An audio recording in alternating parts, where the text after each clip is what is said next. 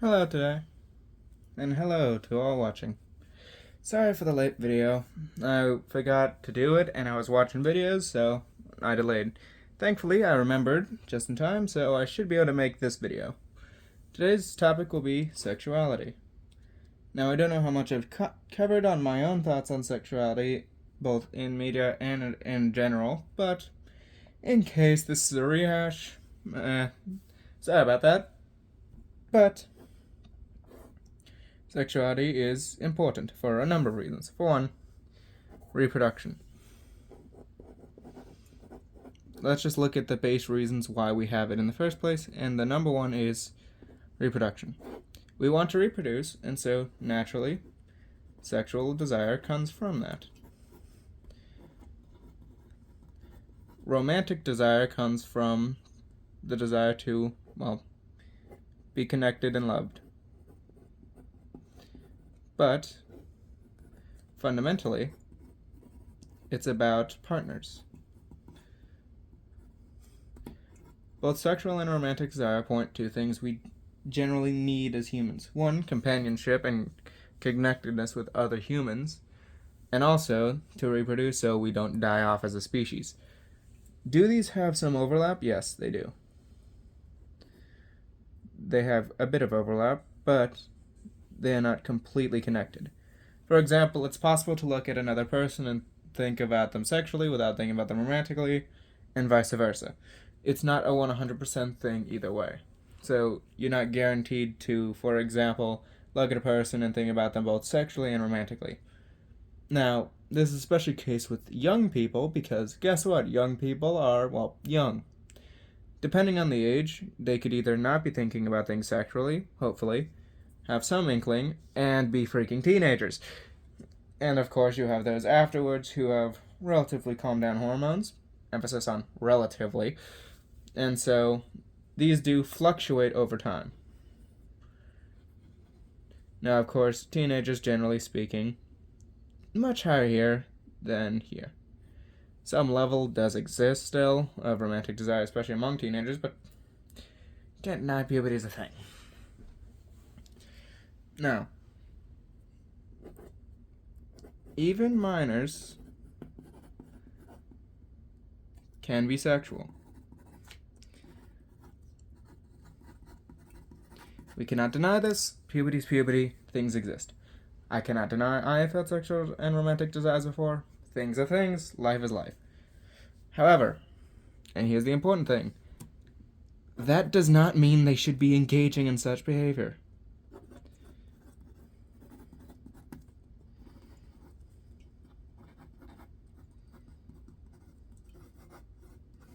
So just some housekeeping. Just because they can feel it doesn't mean it's a good thing. I'm sorry, but enough teens have gotten pregnant in school to say safely, that is a bad decision. A very, very bad decision. Some dating, fine. I don't really care about dating so much. This one, definitely. Young people should not be doing it. Will they probably still do it? Some of them, yes. Is that a good thing? No. It is not. But reality is as it is. Kids can feel these things, particularly teenagers. Now, again, no excuse to do it in real life. And more than that, especially with an adult who's far older. There's a reason pedophilia is not a good thing. It is a massive power imbalance. Do you think a teenager who can barely get into a car has the same amount of power in a relationship as a 30-year-old who can have an entire job that they're likely paying for the relationship with?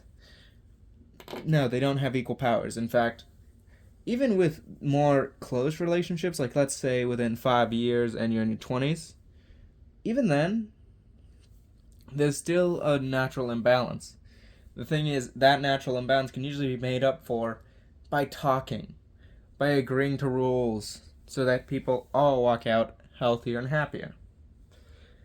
However, with as massive an imbalance as it is between those who are underage and those who are not, it is not a good thing. That is a firm fact. As a result, you should not be engaging in such behavior, nor shall you be tolerating it. tolerating it. It's just not a good thing. So now that we've done the basic housekeeping about how pedophilia is bad, and I'll add an addendum, they should be killed. Those who engage in it as adults, I say right to the guillotine. And if you're a teacher, I don't think the guillotine's good enough for you. I think, actually, you deserve, being covered in oil, lit on fire, and then tossed into the Mariana Trench. Yeah, that should do. Anyways, back to sexuality as a general thing. Now, what about promiscuity? Let's assume that people are the same age roughly around it, have relatively equal standings, not complete but relatively, and are both consenting adults. Is promiscuity good? No, it is bad.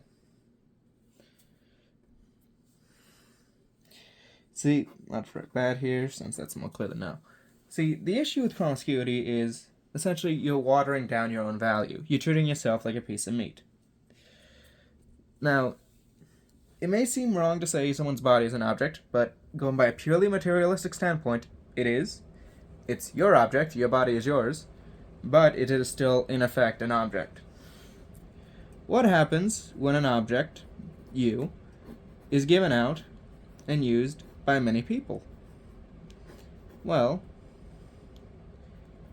what happens is, after you give out your bodies to person 1, 2, 3, and 4, your value degrades. This is for a number of reasons. For one, you have demonstrated yourself to be willing to throw yourself at many people, and thus it's not special to be in a relationship with you. If everyone down the block can say, oh yeah, I have been in a relationship with that person, either romantically or sexually, guaranteed they're not going to think any relationship with you is that highly valued. And you you are not considered to give out much value in said relationships. Again, many partners, many choices. Furthermore, there's another fact.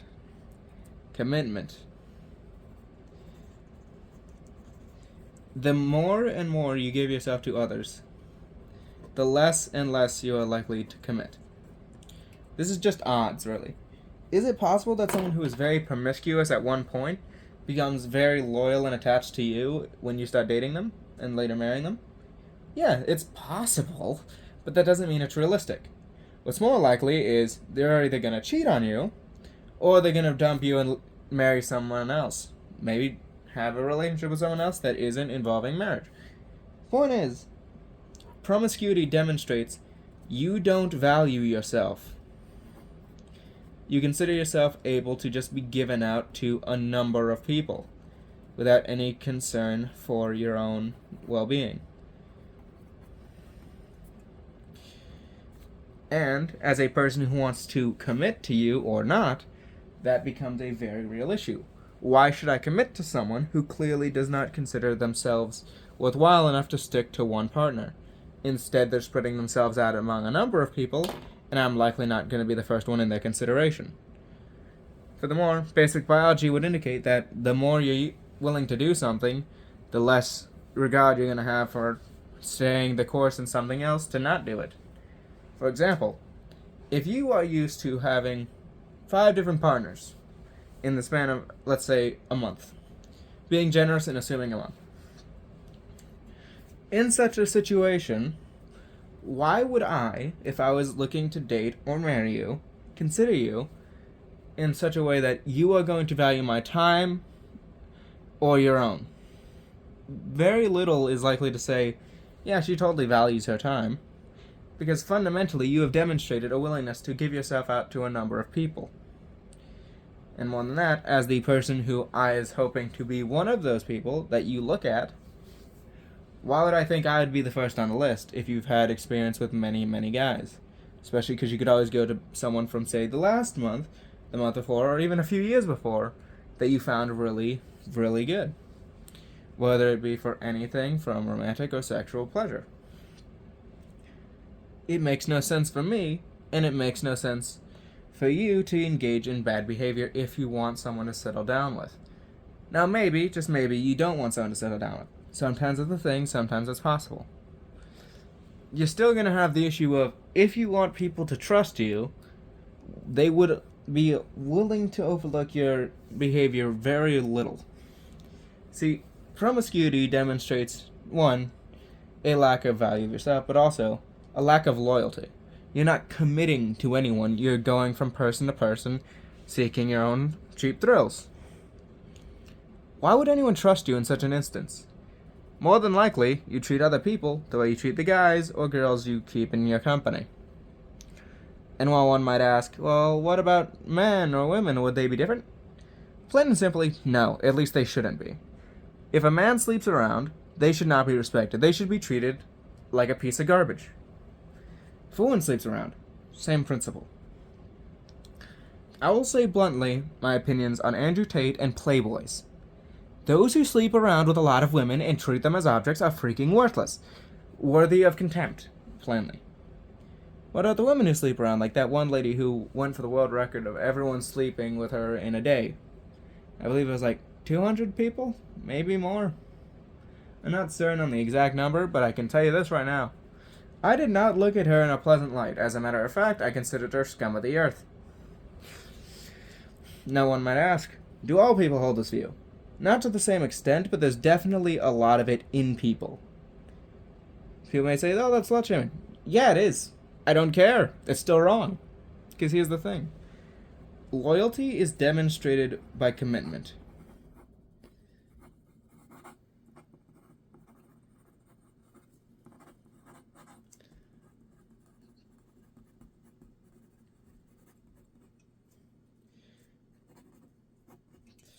When you demonstrate loyalty, you are demonstrating a willingness to commit to a person, thing, or belief system. For example, I am loyal to my political beliefs. That means I am committed to them and don't veer away from them for political advantage. Loyalty to a person, meanwhile, demonstrates a willingness to commit to them. It is a mutual giving up of yourself to another person, and you are expecting them to commit to it. Now one might say, what about polyamory? To which I say, I would still apply this, and I would say polyamory is a bad idea. For one, the sheer amount of distrust leads them to break up in most instances, and two, there's the obvious fact of, again, commitment and scale. Sure, 2 or 3 I can see possibly working. Is it a good idea? No, sheer odds would say it's going to break up due to jealousy in a few years, if that. But it can still work somewhat if the amount of people to be loyal to is low and people are willing to commit to it. So long as jealousy doesn't enter the table, which is extremely unlikely again, it is within reason to think such a thing could work. But when you deal with promiscuity, in either sense, either those who sleep around a lot or those who get into a lot of relationships only to break up with them and go through the whole roundabout again, well, where's the commitment demonstrated there? There is none. In fact, you've demonstrated the exact opposite, that you cannot commit or refuse to because you think the grass could be greener if I just go onto that other side. Think about it. Who would you rather trust in the long run? A person who's happily married, hasn't cheated on their significant other, and has shown great care for their kids, or an adulterer who has sired a bastard with a different garden, or maybe they asked for a different pollen? Well, most likely you would go with the first. Because think about it. If they're loyally married to their wife, they've demonstrated trust to a person close to them. If they take care of their kids, they've demonstrated trust to those who they've sired. And so long as they have no knowledge of, let's say, bad relationships with friends, I don't know how to best to phrase that, but essentially, as long as you don't know about them having bad friendships, I think it's safe to say you're good. Now, if they actually have bad friendships, that should be known, hopefully. If it's not, learn it and judge from there. But as a general rule, you can trust people based on how they treat those around them. You are defined, in part, by how you hang out with everyone. For example, there's your parents, your spouse, friends, and descendants. You can think just children here, but grandchildren also exist, so that's also factored in. How someone treats those close to them can indicate a lot on how trustworthy and loyal they are. Remember, these two right here already are one half of the given people. They are also, at least supposed to be, some of the closest people to you. That shows a lot more about how much someone's willing to commit than anything else, really. How one treats their parents, their spouse, and their children and grandchildren demonstrates a lot more than their friends, because by their nature, they're a lot closer to those three than with their friends. Now, this is to varying degrees. Best friends definitely have a bit of a leg up, especially when it comes to absent parents or those who aren't around that much. But generally speaking, that's a good rule. Most investment is going here, here, or here.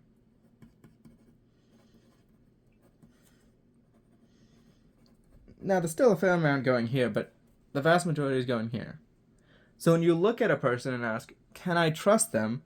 A good general rule is, well, how do they spend their investment with those closest to them? Because that's where most of the investment's going to go.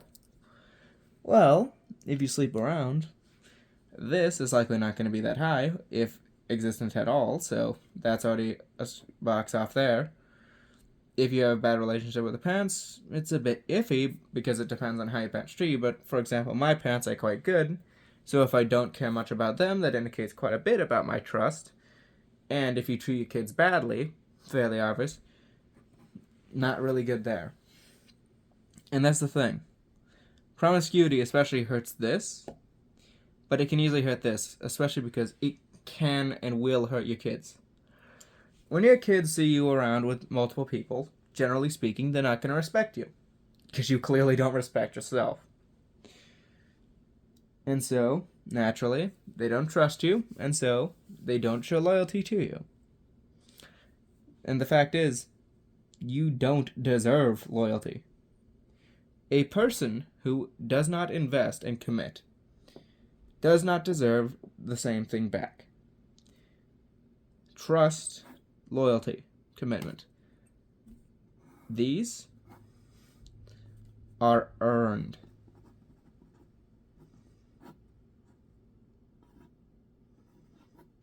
You do not deserve any of them.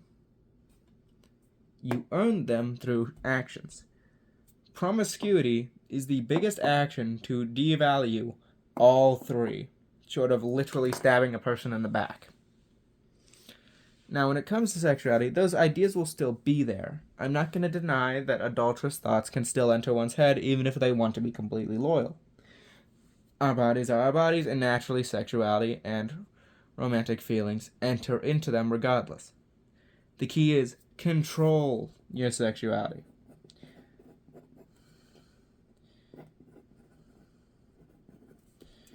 Control your impulses.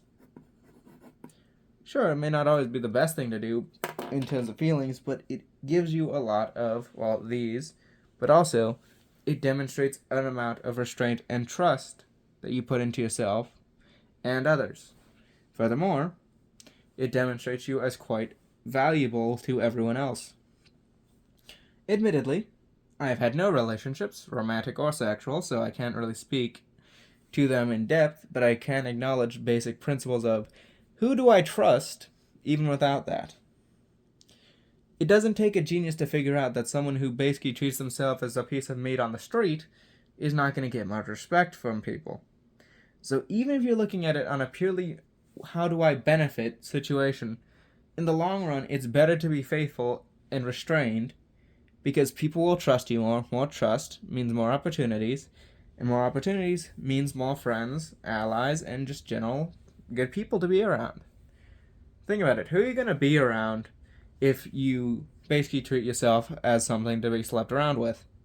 Well, you're either going to find people who just want to use you for your body, which isn't good, or people who are going to treat you like a piece of meat. Does that help you? No, it doesn't. It makes your life worse, because no one's going to treat you as anything of, well, much value. Why would they? You didn't treat yourself in such a manner.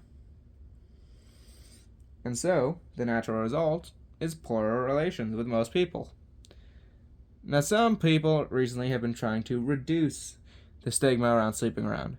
Does it still exist? Yes, and it will stay existing for as long as humans are humans. Because guess what? As much as people like to say, don't judge, that is our instinct to judge. When you look at someone and you see behavior that you would consider unhealthy, your immediate reaction is, that's not good. It's disgust, usually, or shame. And that naturally comes with promiscuity as well, with sexuality gone unhinged. The fact is, people will judge. There is no question there. I would like to say, I don't judge, but that would be a lie, so I don't say that. As a matter of fact, I am admittedly fairly judgmental, blatantly, because I don't care. I don't care about being judged for, passing judgment on others. Now, one might say, well, there's nuance to this. Some people were mistreated sexually or romantically, so they try to reclaim that by going around and having relations with a bunch of people. That doesn't make it better.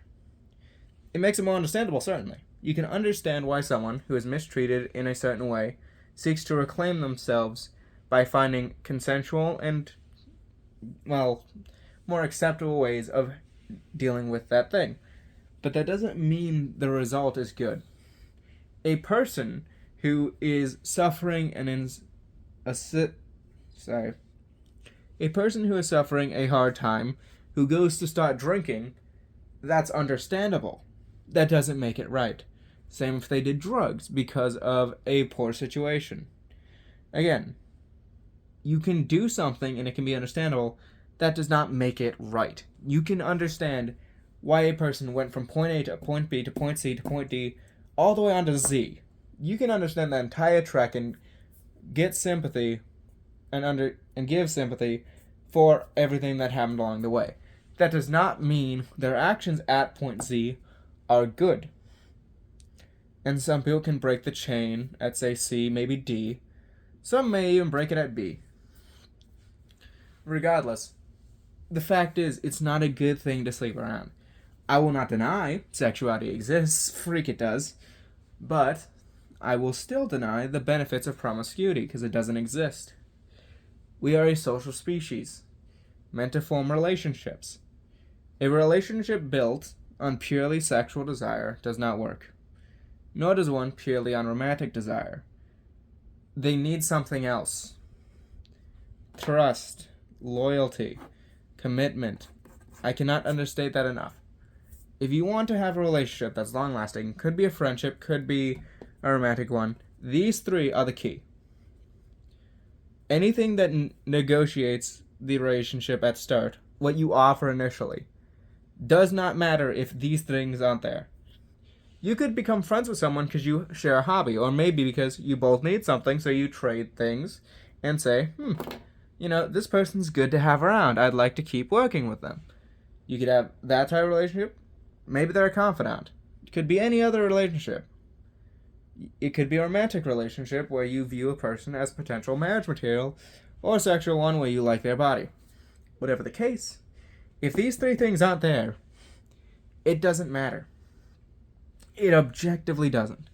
I know this is supposed to be just about sexuality, but relationships as a whole, by their nature, carry with them a whole lot more. Because why do people talk about sexuality? Well, it involves people and their relationships with others, particularly in a sexual sense, but also somewhat in a romantic sense. Because a lot of people who have romantic feelings for people also have sexual feelings for them. It's not an exclusive, but they do overlap. And this is more of a rant at this point, but still, the point stands. And the fact is, you cannot just ignore all of this. You cannot ignore the base reality of things just to say, yes, I'd like to do that. Because you're gonna end up in a pit. You're gonna suffer for your own decisions. You need to be able to commit and show yourself to be valuable by not giving yourself to a bunch of other people. Value comes from knowing when to withhold and when to give out. If you have $100 and you gave every single person in your friend group one each, well, that dollar loses a lot of value because now everyone has it. If you give them two, even less. However, if you hold your dollar until someone needs it and then give it out, or when you trust someone enough to keep your dollar and maybe pay it back, well, then that dollar goes up in value because they trust you, or you are helping them when they need it most. Relationships are built on that. Help, one, but also trust. You need to provide something on both sides, and you need the ability to trust someone to be loyal and committed. That's what you need for a relationship, bare minimum. How that relationship exactly goes depends on what you're looking for, but that's the base. And sexuality does play a part in initiating that, certainly, especially for sexual relationships or romantic ones, but it cannot carry you to the finish line. You cannot just want to be in someone's pants to such an extent that they automatically want to marry you and want to stay married to you forever. Eventually that fades. So what comes after? Well, what do they get out of it in terms of just general help? And do they trust you enough to deliver it? Trust and commitment are what carry things to the death. You don't have that? Everything else falls. And so when you're thinking about your sexuality, you shouldn't deny its existence. You should not be ashamed to feel this way. But you should restrain it, control it, make sure it's not given out willy-nilly. And then when you find someone you trust, when you can truly say you like being around that person and want to give it to them, go ahead. But I would highly caveat that with, it's good to be married before you do anything too sexual, especially if it can result in babies. This is because, for obvious reasons, people tend not to want to commit when they realize, oh freak, I have to pay for that. Yeah, that's the advantage of marrying before having kids. You're reminded, oh, right. This is a document, it's legal. So, for those who would feel a bit antsy and want to permanently leave for milk, it's a lot harder to do that. So yes, I would highly suggest going for things romantically first, just to basically batten down the hatches and secure a good person. If you want to start sexual, I ain't gonna stop you. Truthfully, I won't stop you if you're promiscuous even. That's your life to ruin, not mine. But I would still advise, find someone who you truly trust and who you're truly willing to cooperate with. Otherwise, well, you're either going to be treated as a piece of meat, which isn't good, or you're going to find out your relationship doesn't pan out too well, and in which case you have tainted your own reputation by associating with those who are negative. It's an unfortunate reality, but it's reality. And so, I bid you adieu. Have a good one. Boop.